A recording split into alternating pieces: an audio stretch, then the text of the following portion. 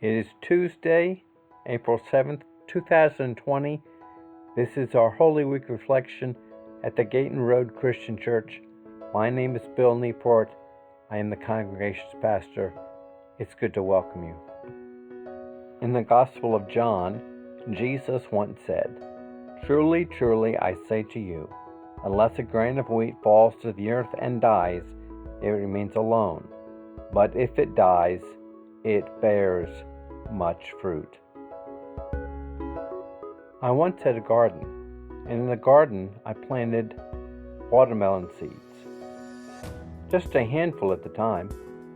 I was looking forward to the great harvest that I would receive. And the harvest was truly bountiful. I had a number of great watermelons, and those watermelons tasted sweet. My family and my friends in the community enjoyed the produce. While my family was on vacation, several of those watermelons rotted in the garden, and a friend in the church came and plowed the whole garden up to prepare it for the following year. That following year, we planted other items in the garden. No watermelons for that year were planted.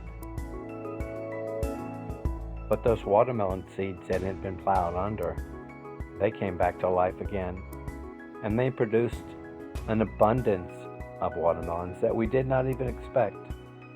We had a lot of watermelon, folks.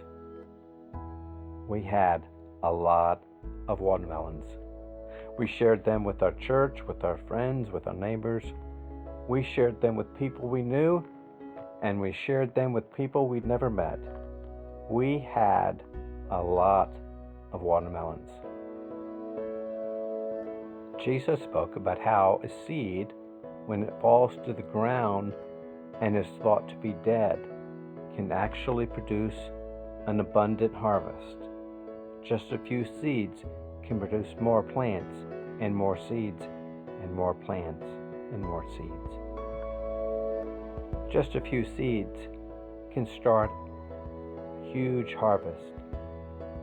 More and more plants, enough to feed a family, enough to feed a community, enough to eventually feed the whole world.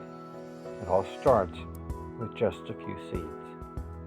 When Jesus said this, he was referring to his own death and the harvest it would bring as he redeemed all of humanity, all people redeemed into the kingdom of God by this simple seed, this simple life laid down for the sins of the world. At the Gayton Road Christian Church, we consider it to be our joy to declare the wonders of God's grace, to declare the redemptive work that God has performed for all humanity through the life, death, and resurrection of Jesus Christ. At the Gayton Road Christian Church, you are welcome. You are welcome if you are old or young or a little bit of each, male or female or a little bit of each, rich or poor or a little bit of each, queer or straight or a little bit of each, black or brown or white or a little bit of each, doubting or believing or a little bit of each. You are welcome here. You are welcome at the Gayton Road Christian Church. These are strange times with the world pandemic.